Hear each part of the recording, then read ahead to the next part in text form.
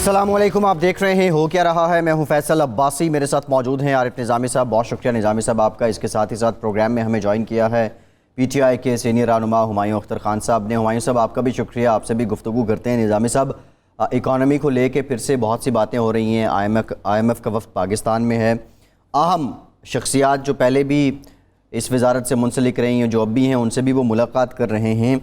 لیکن ایک کلپ جو سوشل میڈیا پہ بھی خاصا وائرل ہے، ٹیلی ویژن پہ بھی بارہا وہ بات دہرائی جا رہی ہے، پی ٹی آئی کے پشاور سے ایم این اے نور عالم خان صاحب نے جو باتیں کی ہیں، حقیقتاً وہ باتیں اس وقت عام لوگوں کے حالات کی عکاسی مطلب ہے گھر کا بھیدی لنکا ڈھائے، گھر کے بھیدی نے لنکا بھی ڈھائی ہے، لیکن نور عالم خان صاحب کو یہ داد بھی دینی پڑے گی کہ انہوں نے مشکل وقت میں سچ بولا ہے، اور یقینی طور پہ جو ٹیکنیکلٹیز ہیں ان سے ذرا مختلف انداز میں انہوں نے عوام کی ترجمانی کی ہے۔ کیا کہا انہوں نے، یہ پہلے دیکھ لیجیے۔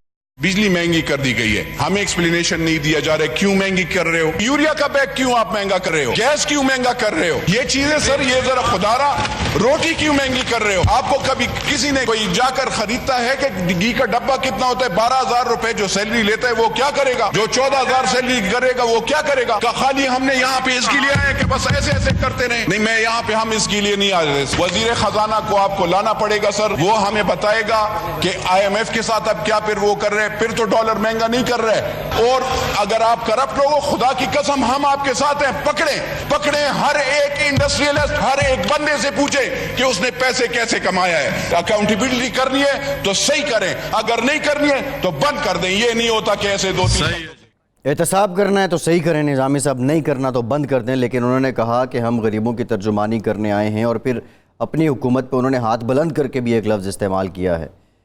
یہ کیا حالات آ گئے ہیں، اکنامک ٹیکنیکلٹیز تو اپنی جگہ، کچھ آپ بھی کمنٹ کر دیں، پھر ہمایوں صاحب سے بھی جان لیتے ہیں۔ یہ مصیبت ہے نا کہ جو گراؤنڈ ریئلٹیز ہیں وہ یہ بجٹ ڈیفیسٹس اور سرپلسز اور کریڈٹ ٹارگیٹس اور آئی ایم ایف کا وفد اس سے بالا تر ہوتی ہیں جی، کیونکہ جو انہوں نے کہا ہے ایم این اے صاحب نے کہ جو پاکٹ بک ہے، یعنی کہ جیب جو ہے آپ کی وہ کتنی افورڈ کر سکتی ہے، جی، اس پہ ڈپینڈ کرتا ہے سارا کچھ کہ اکانومی کیسے جا رہی ہے۔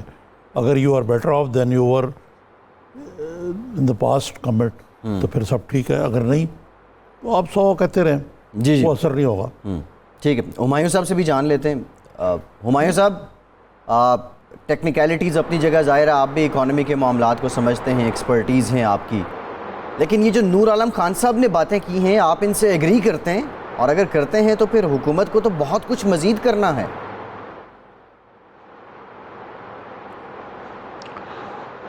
دیکھیے جی، نور عالم صاحب ہمارے پرانے ساتھی ہیں، بہت ہی قابل احترام شخصیت ہیں۔ انہوں نے جو عوام کو اس وقت صورتحال ہے اس کا وہ بتایا ہے، لیکن میں آپ کو یہ بتانا چاہتا ہوں کہ جب ایک حکومت آئے اور ایک فل بلون اکنامک کرائسس موجود ہو اس ملک میں، جس میں آپ کا ریکارڈ لیول کا قرضہ ہے 30,000 بلین روپے کا، جس میں سے تقریباً $100 بلین فورن قرضہ تھا، جو پی ایم ایل این کے 5 سالوں میں تقریباً $25 بلین بڑھا، جس میں سے $14 بلین کمرشل ڈیٹ تھا، 7-8% پہ یہ جو آپ سکوک اور یورو بانڈز لائے تھے، اور کرنٹ اکاؤنٹ ڈیفیسٹ تاریخ کی سب سے بڑی سطح پہ $20 بلین پہ بیٹھا ہو، فسکل ڈیفیسٹ 2 سال کے اندر 2016 سے 18 میں 6.6% پہ پہنچ گیا ہو، سرکولر ڈیٹ پہلے سے بہت بڑھ گیا ہو، پبلک سیکٹر انٹرپرائز کی جو بلیک ہول ہے وہ پہلے سے زیادہ گہرا ہو گیا ہو، تو اس کرائسس میں نہ تو ہم آ کے ڈنڈے جادو کی چھڑی چلا کے سارے لون جو پچھلی حکومتیں نے لیے وہ ختم کر سکتے ہیں۔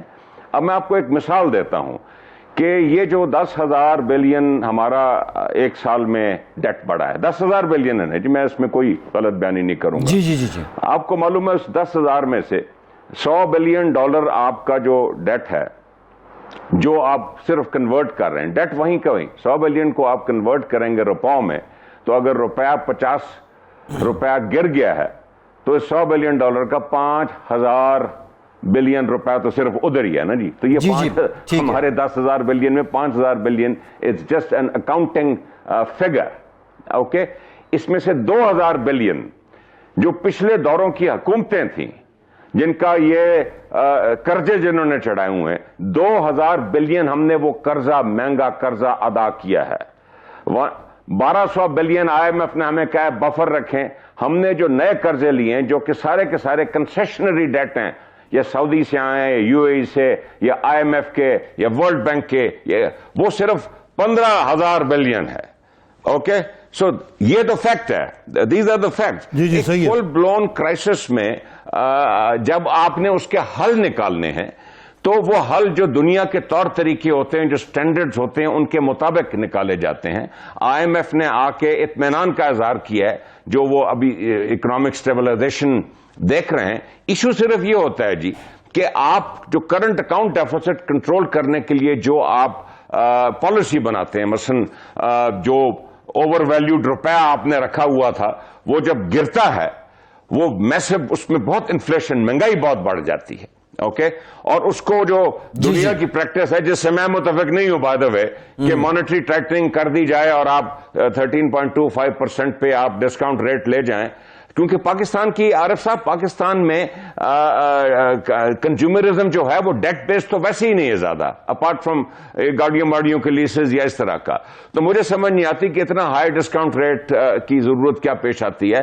उससे आपकी मैन्युफैक्चरिंग टोटली रुक जाती है, और मैन्युफैक्चरिंग रुकने के नतीजे में आपके रेवेन्यू कलेक्शन खराब हो जाती है, और जिससे आपका फिस्कल डेफिसिट जो है वो बढ़ता है। तो आप देख रहे हैं कि करंट अकाउंट डेफिसिट पे हमने बहुत अच्छा काबू पा लिया है, और वो स्टेबिलिटी आ गई है, रुपए में स्टेबिलिटी आ गई है, हमारे जो फॉरेन एक्सचेंज रिजर्व्स हैं उसमें बेहतरी आ गई और स्टेबिलिटी आ गई है। फिस्कल डेफिसिट अभी हमारे लिए एक चैलेंज है कि हमने समहाउ अपना मैन्युफैक्चरिंग सेक्टर को दोबारा रिवाइव करना है, ताकि ये फिस्कल डेफिसिट बेहतर हो सके। लेकिन जी, मैं ये कह रहा था कि आपने बड़ा तफसीली जवाब दिया। ये तो देखे ना, इस हुकूमत का नैरेटिव है वो ठीक भी है, जैसे मैंने अर्ज़ किया कि आपको और कर्ज़े लेने पड़े हैं पुराने कर्ज़े उतारने के लिए, लेकिन रुपी डिवेल्यूएशन जो इतनी मैसिव की है, उससे बाज़ माहिरीन का ख्याल है कि रुपया अंडर वैल्यू हो गया अब। और यानी ये जो जुर्माना तो पाकिस्तानी अवाम को जेब से अदा करना पड़ रहा है ना, उनकी तनख्वाहें, उनकी इनकम्स तो नहीं बढ़ी क्योंकि इकॉनमी नहीं चल रही। तो ये तो सारी बातें हैं, लेकिन जो असल बात है कि अगर हर चीज़ महंगी हो गई है तो लोगों को तो इन फिगर से कोई दिलचस्पी नहीं है कि जी पिछली हुकूमत, ये तो ब्रोकन रिकॉर्ड हो गया ना, पिछली हुकूमत ने ये किया, वो किया, फलां किया। जो इस हुकूमत की मिसमैनेजमेंट है, अब 8.9% जो है बजटरी डेफिसिट है, यानी फिस्कल डेफिसिट। और ये जो अभी आजकल जहाद हजूर सब के सबराई में जो रीजनल हेड हैं, IMF का वफ्द आया हुआ है, वो इसी वजह से आया है एक SOS के ऊपर कि यार ये बहुत ज़्यादा है। तो आपने उनको कन्विंस तो कर दिया है कि जी वो कुछ 1 गो पेमेंट्स जो हैं वो नहीं आई, मसलन वो 4G की पेमेंट नहीं आई, फलां खाते से नहीं आई, फलां से नहीं आई, तो ये ठीक हो जाएगा, नीचे आ जाएगा।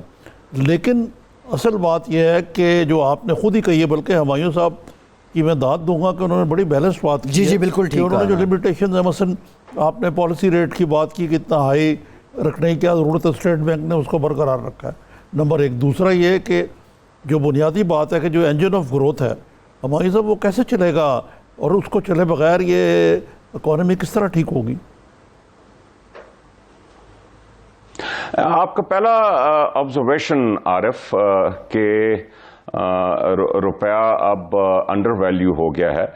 2017 में जो रियल इफेक्टिव एक्सचेंज रेट होता है, जो डिटरमिन करता है कि रुपए की सतह क्या होनी चाहिए, वो 25% उसके मुताबिक रुपया ओवर वैल्यूड था। इस वक्त जो आपकी इन्फ्लेशन चल रही है वो मेरा ख्याल है इक्विलिब्रियम आ जाएगा, जल्द नीचे आनी शुरू हो जाएगी। लेकिन मेरा ख्याल है कि उसको मद्देनजर रखते हुए भी रुपया एक सतह पे है। आप देखेंगे कि इसमें डेफिनेटली स्टेबिलिटी तो आप तस्लीम करेंगे आ गई है, लेकिन मैं इस कुछ एक्सपर्ट्स की ये बात तस्लीम नहीं करता कि रुपया जो है इस वक्त انڈر ویلیو ہو گیا ہے. میرا خیال ہے یہ اپنی صحیح سطح پہ جلد آ جائے گا. جہاں تک ریونیوز کا تعلق ہے، میرا یہ خیال ہے کہ جلد اسٹیٹ بینک جو ہے وہ ڈسکاؤنٹ ریٹ میں کمی کی طرف جائے گا، اور جس سے مینوفیکچرنگ گروتھ میں اضافہ ہونا شروع ہوگا اور ریونیوز بہتر ہوں گے. لیکن تقریباً 1000 بلین روپے فارچونیٹلی اس وقت جو ہمارا نان ٹیکس ریونیو ہے اس میں ہم کچھ ایسی چیزیں ایکسپیکٹ کر رہے ہیں جس میں اس میں بہتری آئے گی. کافی 500-600 بلین 5-6 ہزار بلین روپے کی اس میں بہتری آئے گی، جس سے جو کمی ٹیکس ریونیو کی اگر کوئی کمی ہوگی تو وہ اس میں پوری ہو سکے گی. آپ اچھی چیز یہ عارف کہ مشینری امپورٹس، حالانکہ imports have significantly gone down اور ایکسپورٹس میں کچھ بہتری ہوئی ہے، بٹ مشینری امپورٹ جو ہے وہ بڑھ گئی ہے، which is a good sign of the revival of the manufacturing sector. جی نہیں تو یہ آپ ہمایوں صاحب جو آپ نے مشینری کا تو کہا، لیکن جو میرا اصل سوال یہ تھا کہ جو انجن آف گروتھ ہے وہ تو مینوفیکچرنگ سیکٹر ہے، اس کو چلانے کے لیے کچھ کریں آپ. جی میں نے یہی گزارش کی کہ اس میں سب سے بڑی چیز یہ ہے کہ یہ جو ڈسکاؤنٹ ریٹ ہے یہ نیچے آنا شروع ہو جی. یہ سنگل ڈیجٹ میں آئے گا تو آپ دیکھیں گے کہ ایک انجن آف گروتھ جو ہے اس میں تیزی آئے گی.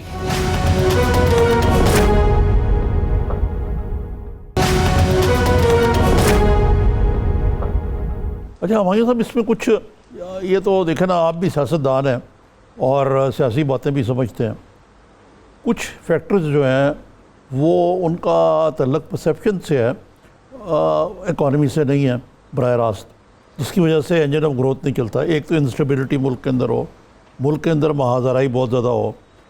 تیسرے پکڑ دھکڑ کا ماحول ہو، سینس آف انسیکیورٹی ہو. یہ نہیں پتہ کہ کسی بزنس مین کو صبح اٹھے گا تو نیب آ کے اس کو اٹھا کے لے جائے گی. تو یہ اس طرح بیوروکریٹس جو ہیں وہ ایز آف ڈوئنگ بزنس کی باتیں تو بڑی ہوتی ہیں، بیوروکریٹس جو ہیں وہ کچھ کرنے کو تیار نہیں، کوئی فیصلہ لینے کو تیار نہیں کہ ہم نیب کے مہمان بن جائیں گے. تو اس طرح بھی تو کچھ کرے نا کہ لوگوں میں بے یقینی کیسے ختم ہو. یہ تھریٹ پرسیپشن جو ہے نا کہ فیئر آف دی ان نون، یہ بزنس کے لیے جو انسرٹنٹی ہے نا خراب پالیسی سے زیادہ یہ خطرناک ہے. انسرٹنٹی جو ہے وہ ہمایوں صاحب بہتر جانتے ہیں، یہ بہت خطرناک ہے. اس کا بھی تو کچھ کرے نا مداوع. میں آپ کو دو چیزیں بتاتا ہوں، آپ کا بڑا اچھا سوال ہے. آئی تھنک عارف افغانستان میں تو حالات بہتری کی طرف جا رہے ہیں، حالانکہ ابھی کچھ ایکٹیویٹی طالبان کی بڑھ گئی ہے، لیکن امید ہے ہمیں کہ حالات بہتری کی طرف جا رہے ہیں. کشمیر میں نہیں سمجھتا کہ کشمیر کے نتیجے میں کسی قسم کا ہم جنگ کی طرف جا رہے ہیں. بہت مشکل مسائل ہیں، ڈپلومیٹک ایفرٹ چاہیے اور ہمیں بڑی سپورٹ اپنے کشمیری بھائیوں کو دینی ہے. لیکن میں نہیں سمجھتا کہ اس وجہ سے کچھ انسرٹنٹی یا انسٹیبلٹی پاکستان کے انویسٹرز میں ہے.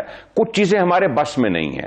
اب دیکھیے یہ جو پرشین گلف میں ہو رہا ہے یہ میری نظر میں بلا وجہ کی لڑائی ہے، اور اب اس لڑائی نے وہ یہ رنگ اختیار کر لیا ہے کہ ایکچولی دنیا کی اکانومی کو افیکٹ کر سکتی ہے. آئل میں جو انسٹیبلٹی آ گئی ہے، اس کی پروڈکشن رک گئی ہے. اور دوسری ایک لڑائی جو چائنا اور امریکہ کی ٹریڈ وار ہو رہی ہے، وہ نہ صرف چائنا اور امریکہ کی اکانومی میں بلکہ اب دنیا کی اکانومی میں اس نے افیکٹ کرنا شروع کر دیا ہے.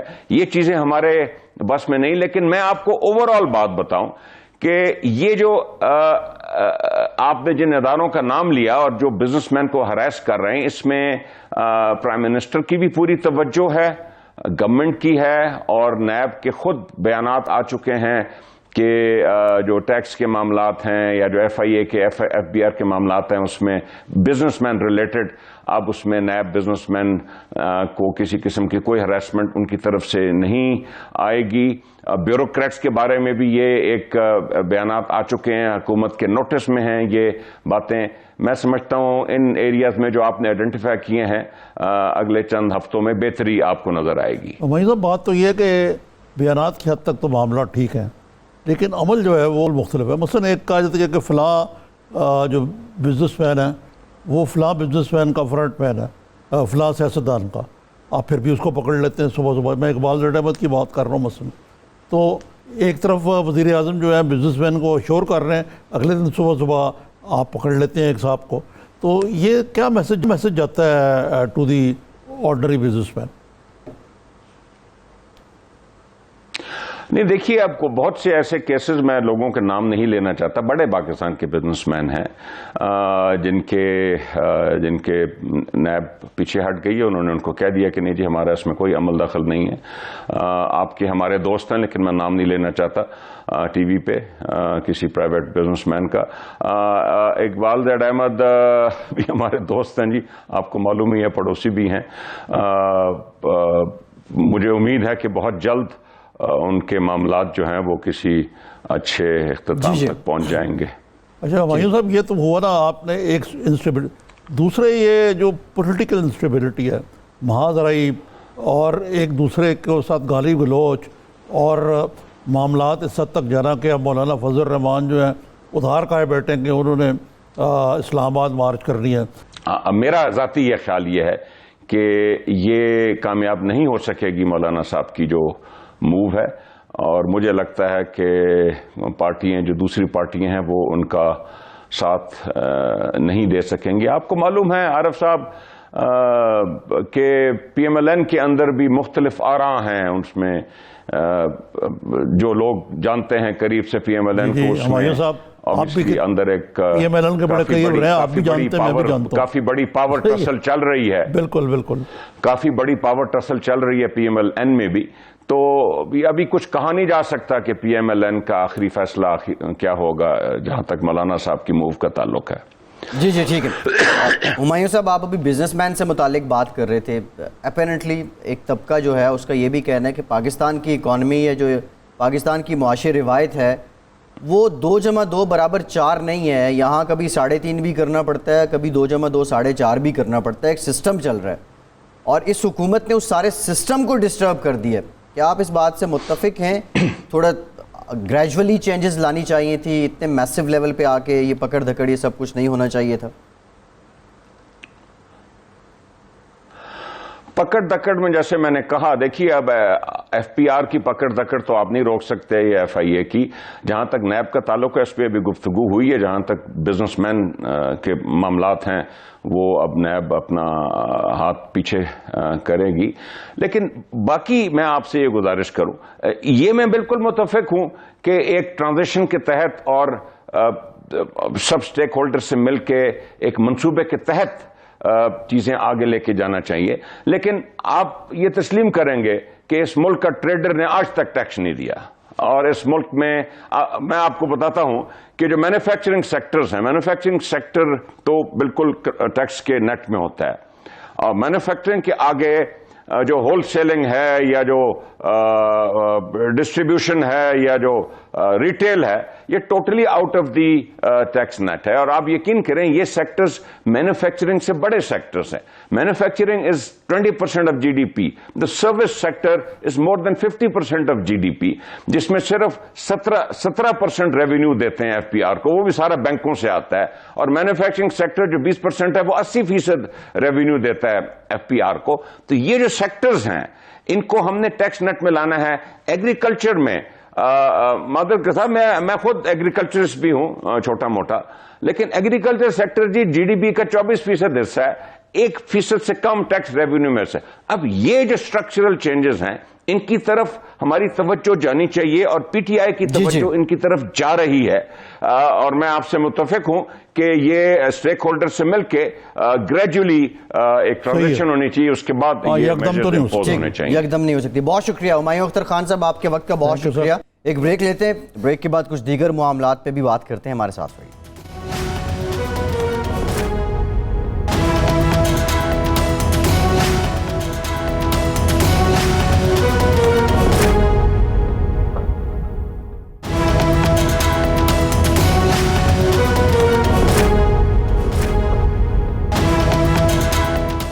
بریک کے بعد ایک بار پھر سے پروگرام میں آپ کو خوش آمدید کہتے ہیں. کچھ دیگر معاملات کی جانب جانے سے پہلے مسئلہ کشمیر پہ آج جو پارلیمنٹیرینز کانفرنس ہوئی ہے اسلام آباد میں, نظامی صاحب چیئرمین سینٹ صادق سنجرانی صاحب نے اس کو ہوسٹ کیا ہے. شاہ محمود قریشی صاحب نے بھی یہاں خطاب کیا ہے، لیکن سب سے جو سگنیفیکنٹ سپیچ دیکھنے کو ملی یا کشمیریوں کے جذبات کی عکاسی دیکھنے کو ملی وہ وزیر اعظم آزاد کشمیر راجہ فاروق حیدر صاحب تھے، اور وہ آبدیدہ ہو گئے، وہاں لوگ بھی ان کی بات سن کے آبدیدہ ہو گئے۔ یہ جذبات بھی ہیں، ٹھیک ہے، ان کی زمین ہے کشمیر، پاکستانیوں کی بھی ہمدردی ہے، پاکستانیوں کے دل بھی کشمیریوں کے ساتھ دھڑکتے ہیں، لیکن یہ جذبات اور ساتھ ان کا مطالبہ کہ اب ہمیں فرنٹ لائن پہ، پاکستان ہماری بیک پہ فرنٹ لائن پہ سفارتکاری کرنے دی اس کا پس منظر یہ ہے کہ بھارت کی طرف سے دھمکی دی گئی ہے کہ آزاد کشمیر ہمارا حصہ ہوگا۔ جی، تو یہ ظاہر ہے کہ ایک دھمکی ہے کہ آپ مقبوضہ کشمیر کی بات کرتے ہیں، ہم تو آپ کا کشمیر لے لیں گے آپ سے۔ جی، تو اس تناظر میں جو راجہ فاروق حیدر صاحب ہیں ان کے جذبات بجا ہیں، لیکن یہ اتنا آسان معاملہ نہیں ہے جی، کہ کیا کرے پاکستان اور انڈیا نوزائیدہ اٹامک قوتیں تھیں، اب تو ایک ٹائم بھی ہو چکا، 98 اور آج کون سا سال ہے؟ آج 2019 21 سال ہو گئے۔ نہیں بھائی، 19 اور 2 21 سال ہو گئے۔ 21 سال ہو گئے۔ اب 21 سال میں کوئی جنگ نہیں ہوئی، جی، یہ ایڈونچر ہوئے ہیں، جس طرح آپ کارگل کو اگر آپ جنگ گن لیں، وہ بھی مشرف نے اس وقت یہی رسک لیا کہ ہم نیوکلیر پاور ہے تو we can get away with it. اب اگر ہم یہ کہیں کہ جناب ہم نیوکلیر پاور ہے، آ کے ہماری صلح کرا دیں، وہ تو ہم کر رہے ہیں اور کوشش کر رہے ہیں۔ جی جی، ڈپلومیسی میں بھی بہت چیزوں پہ آپ اختلاف کر سکتے ہیں جی، کہ وہ معاملات اس طرح نہیں جا رہے جیسے کہ ہونے چاہیے، اور بعض ذمہ دارانہ باتیں بھی نہیں ہو رہی، غیر ذمہ دارانہ باتیں ہو رہی، جی جی، وہ اپنی جگہ پہ۔ لیکن یہ کہنا کہ پاکستان کچھ نہیں کر رہا کشمیر کے لیے، نہیں یہ خیر انہوں نے سخنے ہم سب کچھ کر رہے ہیں، وہ یہی بات ہے کہ فاروق حیدر صاحب، لیکن اب یہ جو FATF کی تلوار لٹک رہی، کل میں نے آپ کو بتایا جی تھا، جی جی، IMF کے وفد یہاں آیا ہوا ہے، جی جی، حالات اگر ہمارے یہ ہوں کہ ہم کھوکھلے ہوں اندر سے، انٹرنل یونٹی بھی نہ ہو، جی، تو کیا ہم افورڈ کر سکتے ہیں کوئی ملٹری ایڈونچر یا یہ بڑی دانشمندانہ بات ہے نظامی صاحب۔ اور ایک آپشن یہ ہے کہ آپ شروع کر دیں لائن آف کنٹرول پہ بندے بھیجنے، بڑا آسان ہے، جہادی ہیں، پھر وہ آپ تیار رہے ہیں سینکشنز کے لیے انٹرنیشنل، بالکل ٹھیک ہے، اور مزید حالات گمبھیر ہو جائیں گے، اور دنیا کی سمپتی کھوئیں، یا ہم اس کو ہیومن رائٹس ایشو کے طور پہ 50 لوگ کون سے جنہوں نے ہمیں حمایت کی ہیں بتاتے نہیں ہیں۔ جی، اس انداز سے اس کو آگے لے کے چلیں، اور اس میں جو کلیدی چیز ہوگی جو عمران خان صاحب 27 کو ہمارے وزیر اعظم وہاں خطاب کریں گے۔ جی جی، یہ تو خیر جنرل اسمبلی سے وزیر اعظم کے خطاب پہ بھی خاصی نظریں ہیں نظامی صاحب۔ 12 برس کے بعد مسئلہ کشمیر یورپین پارلیمنٹ میں بھی ڈسکس ہوا ہے، کوششیں پاکستان کی ہیں، اب ان کوششوں کے نتائج کب آتے ہیں یہ بھی ایک سوال ہے۔ کچھ پاکستان کے اندرونی حالات کی ہم بات کر رہے ہیں، کشمیر میں تو انسانی حقوق کی پامالی آپ نے ذکر بھی کر دیا، اور سب سے بڑا کہ میڈیا پہ بھی وہاں پہ قدغن ہے۔ پاکستان میں حکومتی فیصلہ، میڈیا ٹریبیونل بنائے جائیں گے، 90 روز میں وہ فیصلے کریں گے، میڈیا سے متعلق جو مقدمات ہیں ان کو وہ نمٹائیں گے۔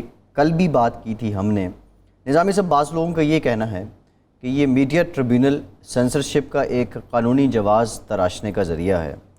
آپ CPNE کے پریزیڈنٹ بھی ہیں، آپ کو لگتا ہے، اور تاریخی طور پہ جب اس طرح کی اسکول آف تھاٹ سامنے آئے کہ کسی نہ کسی طریقے سے میڈیا پہ کاٹھی ڈالی جائے، تو اس وقت بھی ان کو منہ کی کھانی پڑی؟ لیکن یہ مائنڈ سیٹ ہے ایک، جی، ہاں، اور یہ عمران خان صاحب کا اپنا مائنڈ سیٹ ہے، اور جو کل میٹنگ ہوئی ہے انہوں نے بڑے گلے شکوے کیے ہیں میڈیا سے، جی، اور ان کے مطابق یہ ہے کہ بعض عناصر کی جانب سے آزادی اظہار کو ذاتی مقاصد کے لیے استعمال کیا جا رہا ہے بقول ایک میڈیا آؤٹ لیٹ کے، اور اس کا مقصد حکومت اور عوام کے درمیان قائم اعتماد کو ہدف بنانا ہے، یعنی کہ یہ کہا جا رہا ہے جو کمپلیٹلی ایک غیر جمہوری ایٹیٹیوڈ ہے کہ جی ہم عوام کے نام پر میڈیا پر پابندی لگا رہے ہیں، جی جی جی، عوام سے دور کر رہے ہیں میڈیا، ہم سمجھتے ہیں کہ ہماری نبض ہے عوام کی نبض پہ ہمارا ہاتھ ہے، جی، وہ اس کو الٹا سمجھتے ہیں۔ تو یہ نہیں تو پھر کیا میڈیا یہ نہ بتائے کہ بے روزگاری بڑھ گئی ہے؟ کیا میڈیا یہ نہ بتائے کہ غربت بڑھ گئی ہے؟ میڈیا یہ نہ بتائے کہ چونیا میں 3 بچے؟ لیکن بات یہ ہے کہ تھوڑی سی تلخ نمائی بھی اگر آپ سن لیں، جی، کہ میڈیا کو بھی ذمہ داری کا ثبوت دینا چاہیے، ٹھیک، خود سیلف ریگولیشن کی طرف جانا چاہیے. اب یہ ہے کہ بعض میڈیا پہ پرسنالٹیز کے پرسنل ایجنڈاز تو ہیں نا, لیکن اس کا یہ مطلب نہیں کہ ان کی وجہ سے سارے میڈیا کو آپ ایک ہی لاٹھی سے ہانک دیں. نظامی صاحب یہ تو میڈیا کے اوپر جو پریکٹیشنرز ہیں ان کو کنٹرول کرنا چاہیے. اور مسئلہ ہے کہ لوگوں کی ذاتی زندگی میں ایک ضرورت سے زیادہ جا کے آپ کو دخل نہیں دینا چاہیے. یہ تو جی بالکل ٹھیک ہے, کچھ چیزیں جو آپ ہاں, لیکن ایسا صاحب ہو بھی جائے تو لیڈر کی عظمت ہوتی ہے کہ وہ صاحب کو ان باتوں کو پی جائے, بالا ہو, ان باتوں سے بالا ہو. ٹھیک ہے, بالکل ٹھیک ہے. نظامی صاحب ایک بریک لیتے ہیں, اور بریک کے بعد یہ جو کا واقعہ ہے 3 بچے, ان کی لاشیں, 4 بچے لاپتہ ہوئے, 3 کی لاشیں برآمد ہو گئیں. یہ پچیتی گاز کیوں ہیں؟ ایسے واقعات آئے دن اور بالخصوص قصور میں کیوں رونما ہو رہے ہوتے ہیں؟ اس پہ بھی بات کریں گے. ہمارے ساتھ رہیے.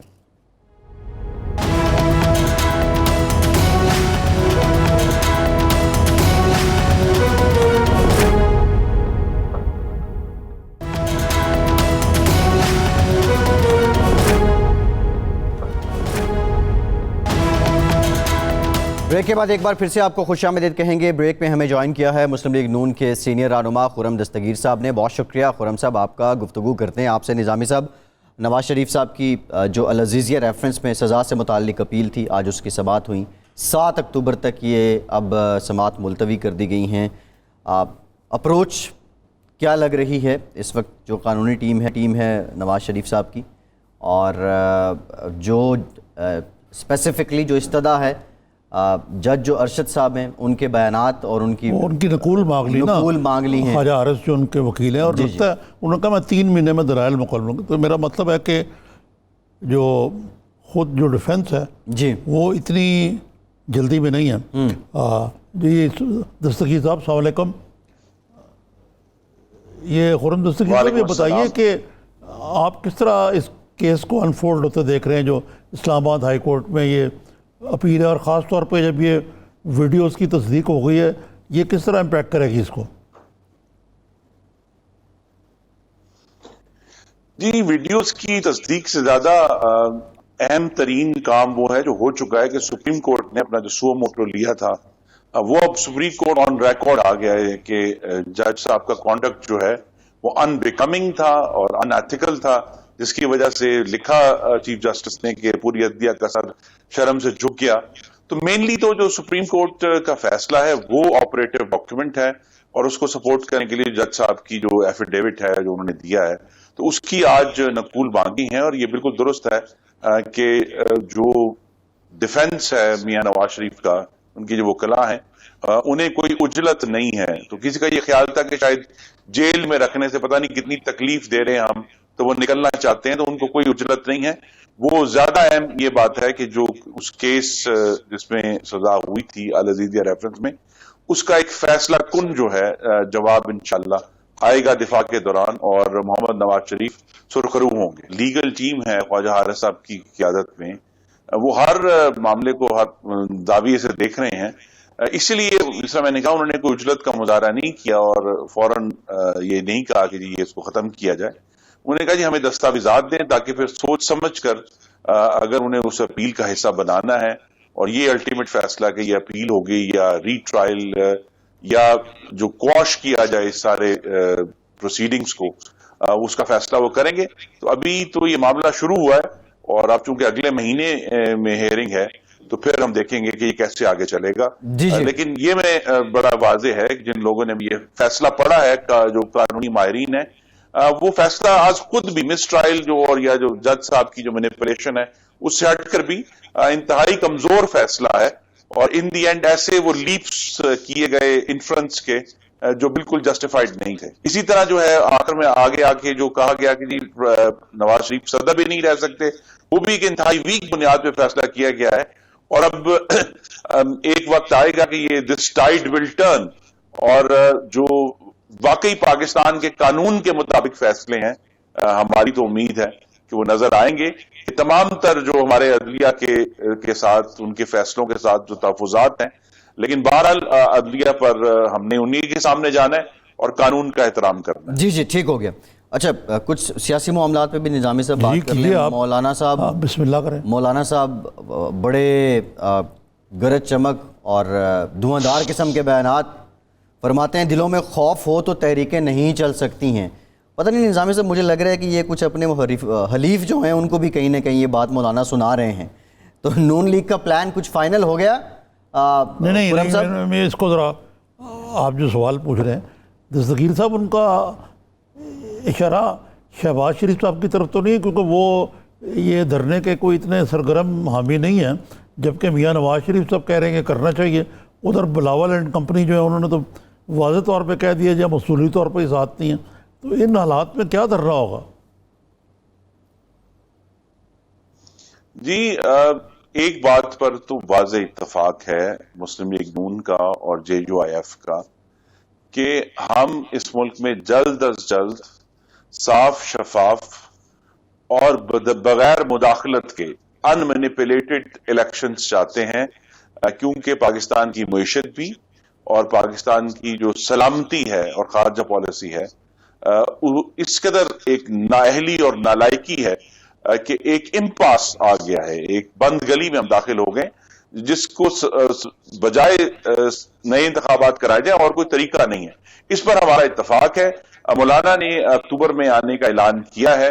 مسلم لیگ نون نے ان کے ساتھ ان کے مقصد کے ساتھ پوری طرح اگری کرتے ہوئے یہ درست طور پر کہا کہ ہم اپنی سینٹرل ایگزیکٹو کمیٹی کے سامنے یہ پورا کیس رکھیں گے، بلکہ ہم نے JUIF کو بھی دعوت دی ہے کہ وہ اپنا ایک نمائندہ کو سینئر نمائندہ بھیجیں اور CEC کو جو ہے پورا اپنا پروگرام بتائیں.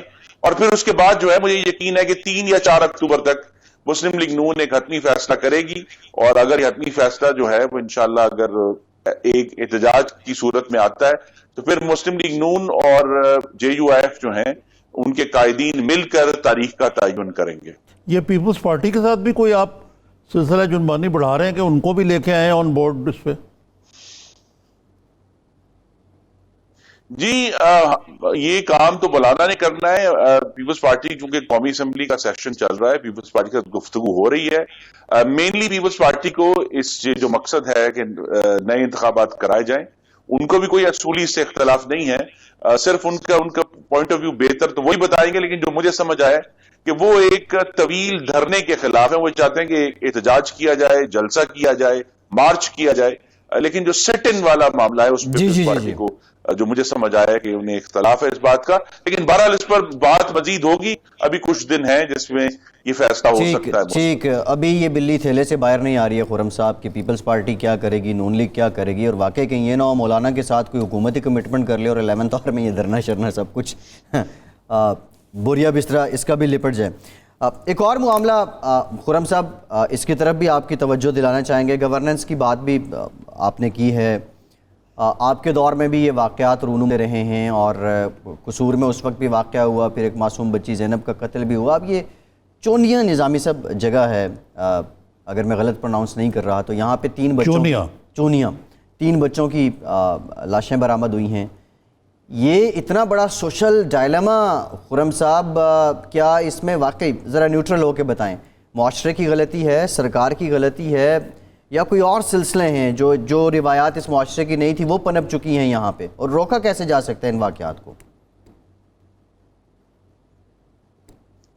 جی سب سے پہلے تو ہم نے جو آسان اور تباہی کا راستہ ہے، ہم یہ نہیں کہیں گے کہ یہ عثمان بزدار کی وجہ سے ہوا ہے یا عمران خان کا وجہ ہو، جو کہ آپ کو یاد ہوگا اس کے اوپر سیاست کی گئی. مولانا طاہر القادری جو ریٹائر ہو چکے ہیں انہوں نے جا کے غالباً نماز جنازہ بھی پڑھائی قصور میں.